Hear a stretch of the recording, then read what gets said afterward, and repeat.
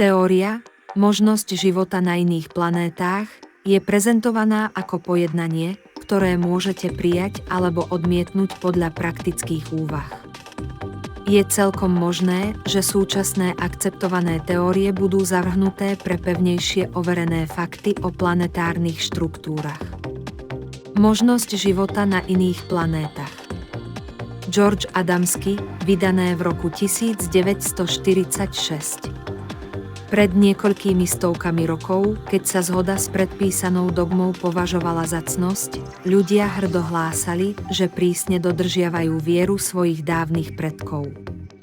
Ale dnes, keď sa myseľ človeka voľne rozširuje s takými skvelými výsledkami praktického poznania, už sa nemusíme báť prejaviť svoju vieru v nové myšlienky. Už sa napríklad nemusíme báť otvorene diskutovať o našej viere v existenciu ľudskej inteligencie na iných planétach. V skutočnosti je dnes človek, ktorý verí, že tento svet je jedinou obývanou planétou a že slnká, hviezdy a planéty veľkého vesmíru tam boli umiestnené pre potešenie pozemských ľudí, označených za kolosálnych egoistov, ktorých obmedzený postoj mysle je znak viny na účtovnej knihe ľudského vývoja. Koľkokrát za jasnej, pokojnej noci stál každý z nás viac či menej s úctou a hľadel do zamatovej temnoty vesmíru, očarený majestátnosťou tých trblietavých kúskov svetla, o ktorých vieme, že sú to obrovské slnká a planéty. Ako často v nás vyvstáva otázka, aké sú tie iné svety, sú obývané. Sú na nich iné bytosti ako my. Dozvieme sa niekedy pravdu, alebo tieto vzdialené svety a slnečné sústavy zostanú navždy záhadou. Prebodnú naše srdcia úžasom a túžbou strhnúť závoj nevedomosti.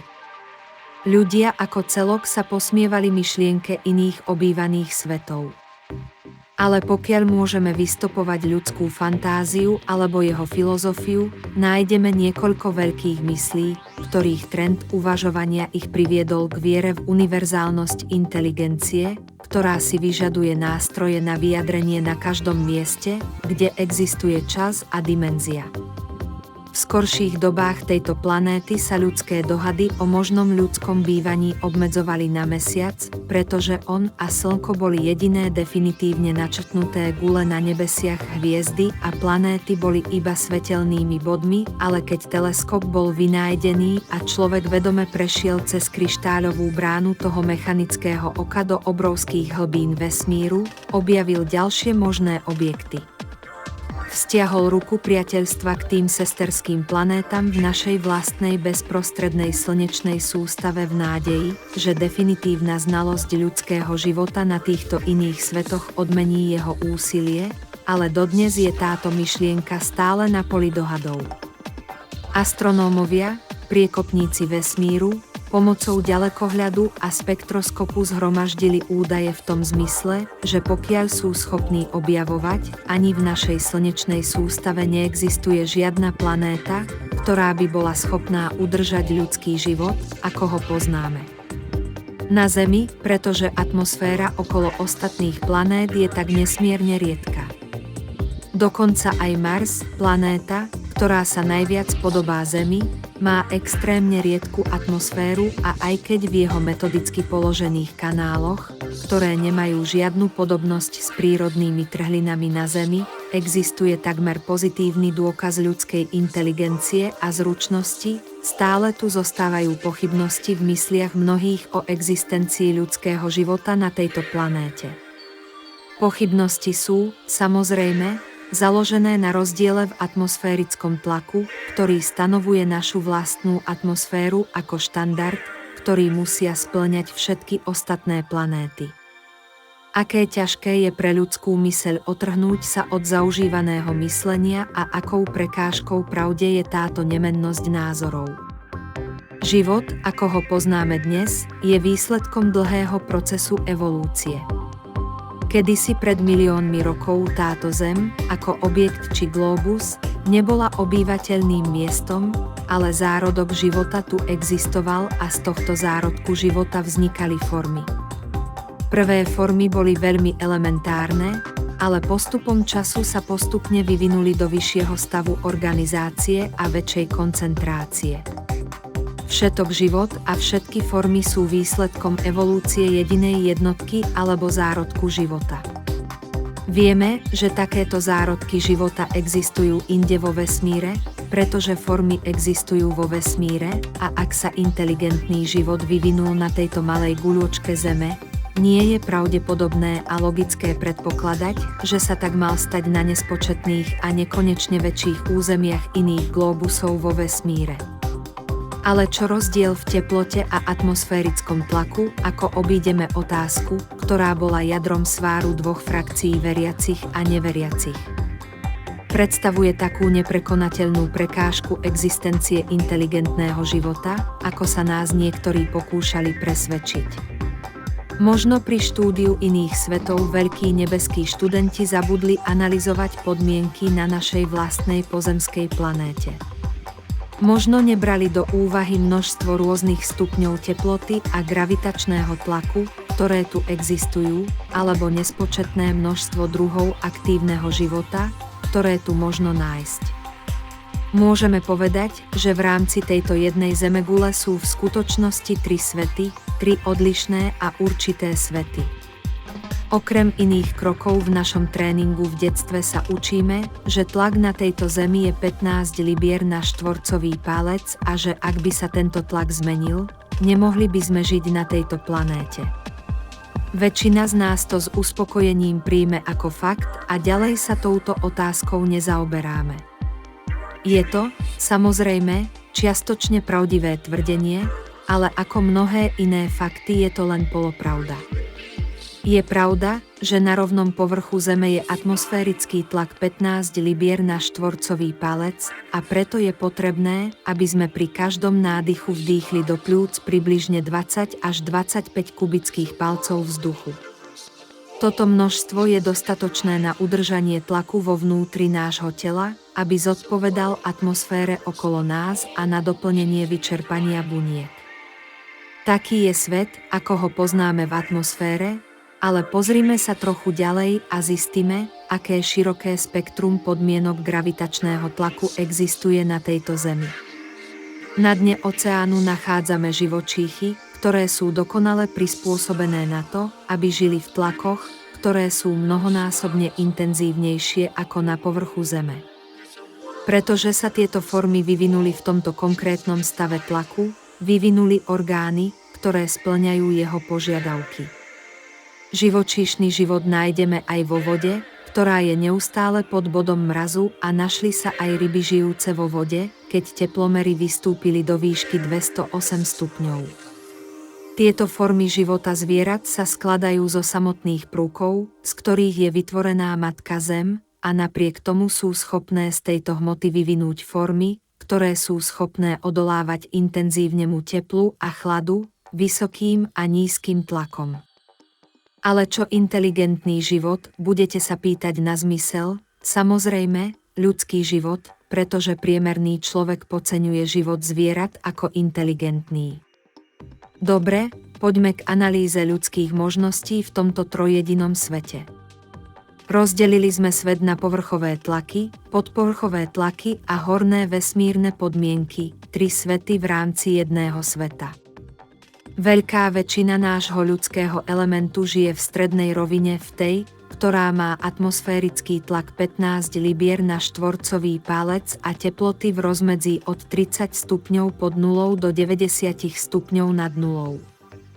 Ak by sme však cestovali po svete z jedného konca na druhý koniec, našli by sme ľudí žijúcich veľmi spokojne v Arábii, kde teplota v tieni vystúpila na 130 stupňov, a našli by sme mužov žijúcich na Sibíri, kde teplota klesá až na 70 stupňov pod nulou. V tejto strednej rovine sa nadmorská výška Zeme pohybuje od hladiny mora do 7000 stôp nad morom. V tomto rozsahu nadmorskej výšky sú postavené najväčšie z našich ľudských spoločenstiev, ale nájdeme aj veľké skupiny ľudí žijúcich na vysokých náhorných plošinách v Himalájach, 19 000, 20 000 stôp nad morom. Ľudský život nájdeme dokonca aj v juhoamerických Andách, kde na náhornej plošine s dĺžkou 22 000 stôp tlak klesá na 10 libier na štvorcový palec. To nie je možné, mohli by si povedať. Možno sa to zdá nepravdepodobné, no ľudská podoba je schopná veľkej prispôsobivosti. Povedal som, že obyčajný človek žijúci v strednej rovine vdýchne 20 až 25 kubických palcov vzduchu, ale má skutočnú kapacitu pľúc približne 120 kubických palcov vzduchu a dokáže sa trénovať, aby splnil podmienky veľmi riedkej atmosféry. Skúste si to vážne uvedomiť. Opäť je schopný vydržať intenzívny tlak, v skutočnosti až 50 libier na štvorcový palec. Štatistiky možno nájsť v tom zmysle, že pri výstavbe plynového tunela East River v New Yorku boli muži nútení pracovať pod tlakom 45 až 50 libier na štvorcový palec a pri mnohých projektoch výstavby mostov a základov tlak sa pohybovala od 20 do 30 libier. Taká je prispôsobivosť ľudského života na našej vlastnej planéte. Keď vezmeme do úvahy našu vlastnú meniacu sa atmosféru a gravitačné podmienky, môžeme sa stať trochu liberálnejšími v našich dohadoch, pokiaľ ide o možnosti inteligentného života na iných planétach. A ak pripustíme takýto život, akými prostriedkami rozlúštime jeho charakter bez toho, aby sme skutočne cestovali vesmírom, aby sme ho videli očami? Hovorím, že je to úplne možné nielen pomocou schopnosti predstavivosti, ale aj skutočným vedeckým výpočtom. Pri našom výskume fyzikálnych javov a žiarenia sme zistili, že každý známy prvok, ktorých je 92, má inú rýchlosť vibrácií, takže pomocou spektroskopu je možné zistiť zloženie akejkoľvek hmoty. Žiarivá hmota vytvára iné spektrum ako nesvietivá hmota, ktorá sa musí analyzovať skôr odrazeným svetlom ako prepusteným svetlom. A žeravá tuhá látka dáva iné spektrum ako žeravá para, takže pri analýze svetla z našich susedných planét alebo našich vzdialených hviezd dokážeme s istotou povedať, z čoho sú zložené, koľko prúkov v ich zložení a približné množstvo každého prúku. Sme schopní vypočítať hustotu atmosféry a približné teploty. S takýmito údajmi sa pozrime, ak teda nie je možné posúdiť typ formy, ktorá tam bude existovať pomocou našej vlastnej planéty a jej foriem života ako mierky alebo definitívnej značky, z ktorej sa dá pracovať. Na začiatok, aký je vzťah Matky Zeme s výtvormi foriem, ktoré na nej žijú, ako sú prijaté na našej vlastnej planéte. Veda dokázala, že každá forma, či už je to zviera, človek alebo rastlina, je zložená z presne rovnakých prúkov ako tie, ktoré tvoria samotnú zemskú guľu. A pre tých, ktorí sa držia skôr náboženských teórií ako vedeckých faktov, to dokazuje aj výrok kresťanského písma, ktorý hovorí, že človek bol stvorený z prachu zeme. Z prachu zeme bola vytvorená forma a potom bola vdýchnutá do nozdier tejto formy dých života. Otázka, a čo je tento dých života, ak nie atmosféra obklopujúca zem? Ak by bola atmosféra odstránená, život by prestal existovať, tieto jednoduché plynné prúky sú oživujúcou silou všetkých foriem. Otázka a inteligentný život na našej Zemi je výsledkom evolučných procesov, takže sa nezdá logické, že formy na iných planétach sa tiež vyvinuli z univerzálneho zárodku života. A že jej formy by mali byť zložené z prachu alebo prvkov tej Zeme a že by mali byť oživené atmosférou, ktorá ju obklopuje. Na akejkoľvek planéte by formy museli byť o toľko ťažšie ako atmosféra tejto planéty a o toľko ľahšie ako hustota Zeme, ako sú naše telá vo vzťahu k našej Zemi a atmosfére. Je to tak, pretože musí existovať určitá sila afinity alebo gravitačnej námahy na udržanie akýchkoľvek dvoch predmetov pohromade, a to závisí od rýchlosti vibrácií chemikálií, ktorá určuje ich stav hustoty. Všetky formy by museli byť skonštruované tak, aby spĺňali požiadavky existujúcich tlakov atmosféry.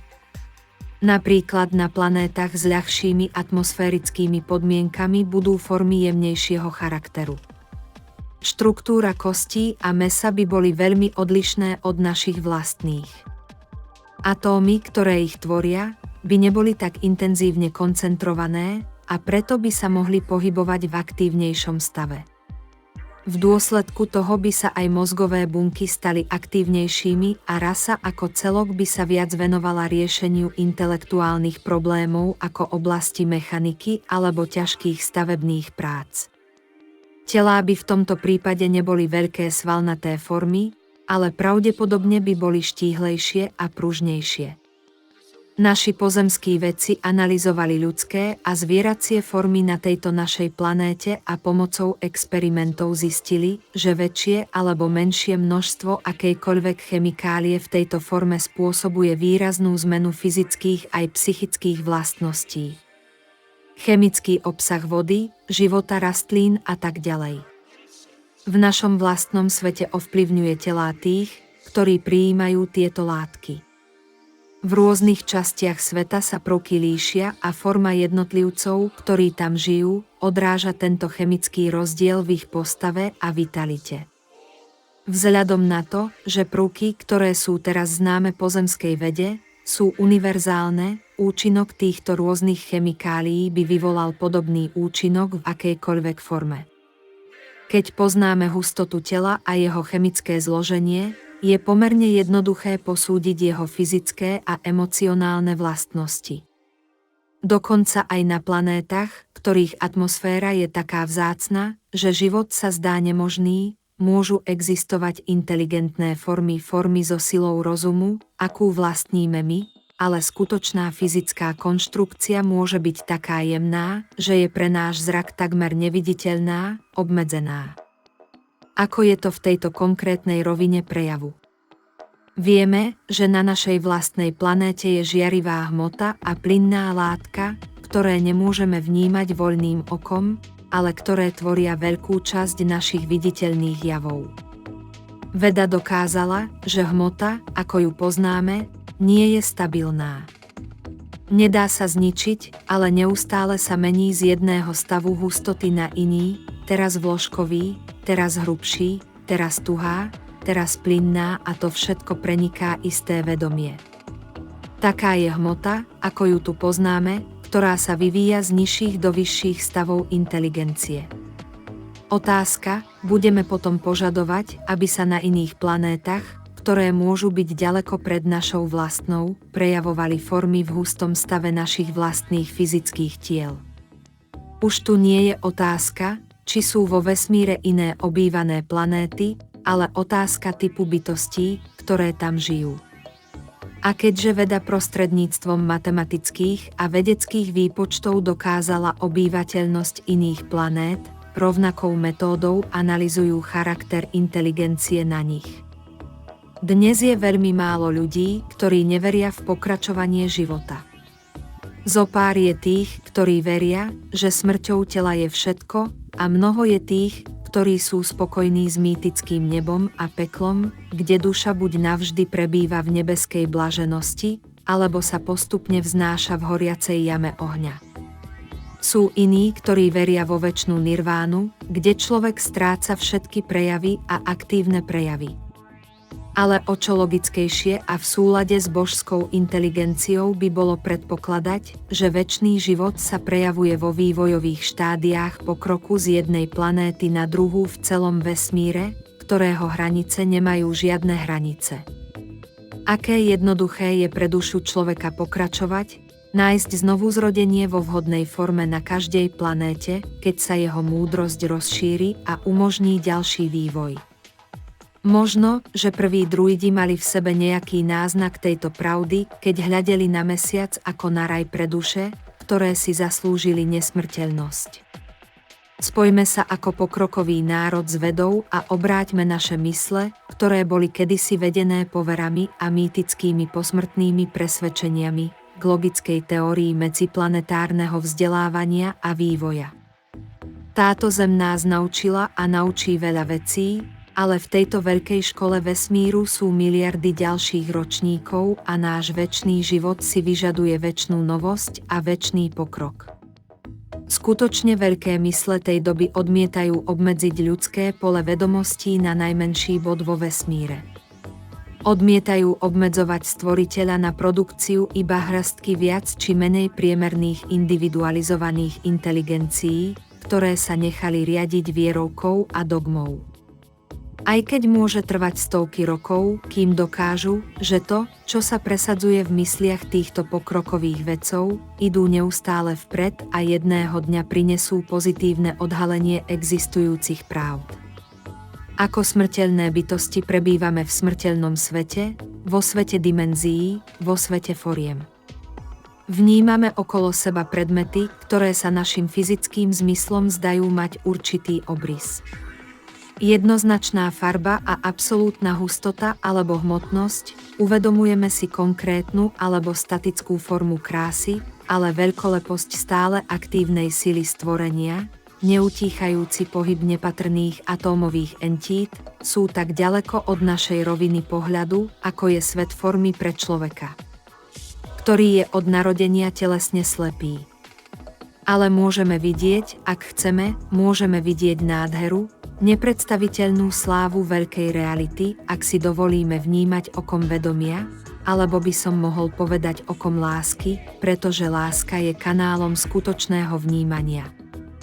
Eliminuje čas a rozmer, rozširuje priestor do neobmedzenej rozľahlosti a zjednocuje všeistotu. Nehovorím teraz o tom, čo môžeme nazvať osobnou láskou, ale o väčšom aspekte magnetickej sily, ktorou je nekonečná sila zjednotenia. Osobná láska totiž vníma krásu v tom, na čo je zameraná, no pociťuje nechuť k iným formám vyjadrenia, zatiaľ čo univerzálna láska rozširuje svoje veľkolepé vyžarovanie do všetkých strán a rozptýľuje úplnú temnotu. Takže prostredníctvom túžby v našom byti a najvyššej dôvery v úspech v našom srdci sa snažme prelomiť múr smrteľného obmedzenia do nezmrteľných rovín videnia, kde vedomé vedomie už v sebe nemá žiadnu fázu obmedzenia.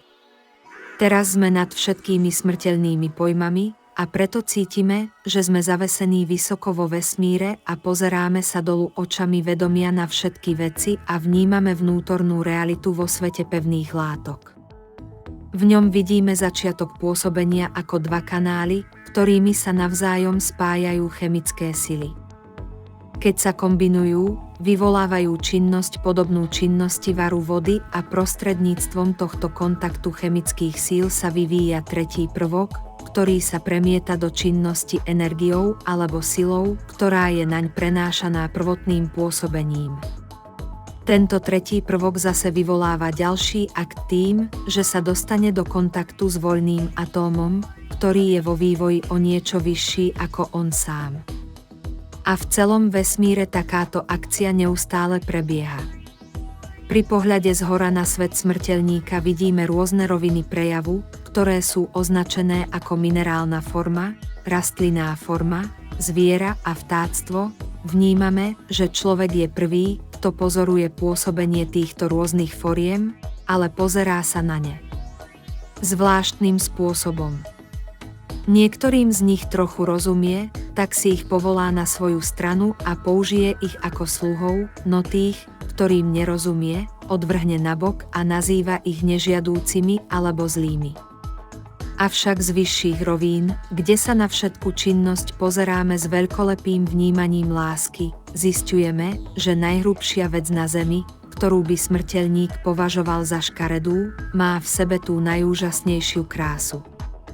Akcia a reakcia bunkového života do nekonečna vytvára jemné geometrické obrazce, ktoré si ľudské vedomie ešte neuvedomilo.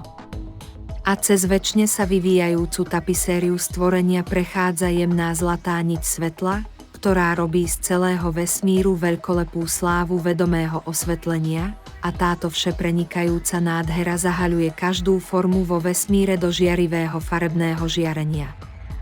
Dokonca aj ten trecí a deštruktívny prvok sveta foriem, ktorý je smrteľnému vnímaniu nepríjemný, nesie v sebe krásu nekonečná. Je to zmiešanie všetkých vecí, vzťah a jednota všetkých vecí, ktoré celkové vnímanie odhaľuje ako ideálne. Vedomé oko, ktoré vidí základnú sieť sveta foriem, sa pozrelo na skutočnú krásu. Postupne sa smrteľný človek vyvíja do tohto stavu, vytrvalým pohľadom na chemikálie, ktoré pochádzajú z veľkého laboratória nekonečna, začne vo svoj prospech využívať veci, ktoré kedysi nazýval zlom, a tak jeho telo získava jemnejšiu štruktúru. Stúpa k väčšej citlivosti, kde je schopný vnímať veci, ktoré mu predtým neboli známe. Začína si tieto činy spájať medzi sebou a so sebou a stáva sa čoraz viac súčasťou veľkého osvietenia. Ale zatiaľ, čo tento vývoj pomaly pokračuje, medzi smrteľníkmi dochádza k obrovskému zmätku a nerozhodnosti kvôli seba uchovávaným myšlienkam, ktoré majú. Napriek tomu tí, ktorí sa vyvíjajú, sa bez toho, aby si ublížili, zúčastňujú tých vecí, ktoré iní odsudzujú, dokazujúc, že kvôli nedostatku vnímania a pochopenia človek zavrhne svojho najlepšieho priateľa a odsúdi ho ako nehodného jeho pozornosti. Taký je štát, v ktorom žije najväčšie percento obyvateľov Zeme. Keď sa pozeráme zhora na svet hmoty, niekedy sa čudujeme, ako sa vôbec vyvíja cez všetku opozíciu, s ktorou je denne konfrontovaný. Ale ide to ďalej, pretože príťažlivosť smeruje nahor k tomu, čo človek zbožňuje ako Boha alebo akokoľvek božské meno. Hoci tohto Boha, akého si človek predstavuje, nemožno nájsť, pretože z výšin vedomia nevnímame nie ľudské božstvo, ale nespočetné množstvo rôznych chemikálií, ktoré sa vzájomne miešajú, delia, pôsobia, reagujú, vyvíjajú sa, zostupujú, vytvárajú a znovu vytvárajú, všetko pôsobia s väčšou inteligenciou než ktorákoľvek iná. Smrteľná myseľ kedy konala. A obvod tejto konkrétnej akcie si nemožno predstaviť, pretože žiadny neexistuje. V jemnejších stupňoch nad nami a okolo nás vidíme božstvo ako činnosť, nepretržitú činnosť, vedomú, inteligentnú činnosť, činnosť riadenú nemenným zákonom afinity. Toto vidíme okom vedomia, ktoré je schopné preniknúť a vnímať všetky veci naraz. Z tohto bodu vnímania sme si vedomí toho, že vo vesmíre nie je žiadna bolesť ani náznak bolesti, len v smrteľnom svete vedomia existuje bolesť a to je spôsobené nerozhodnosťou, nevedomosťou proti chápaniu, ktorá vytvára tlak na odmietajúceho. Neexistuje žiadny čin, ktorý by tu v tomto pozastavenom stave vedomia nebol chápaný podľa jeho osudu.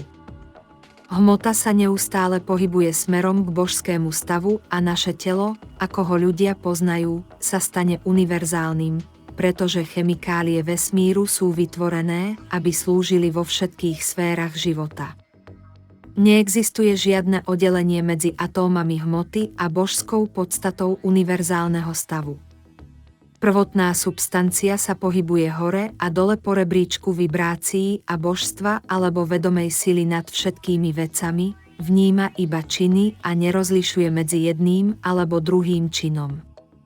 Pre samotné božstvo, nech mu dáte akékoľvek meno, stále zostáva vševidiace vedomie, všemocné a všetvorivé vedomie, mimo ktorého nie je nič iné.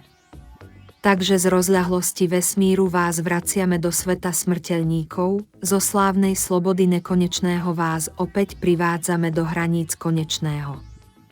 Tu musíte žiť a získať pochopenie stvorenia v oblasti hmotného prejavu, práve tu sa musíte naučiť rozširovať svoje vedomie, aby ste pochopili podstatu stvorenia. Tu uvidíš ľudským pohľadom, ale ak budeš múdry, budeš sa držať vízie božstva.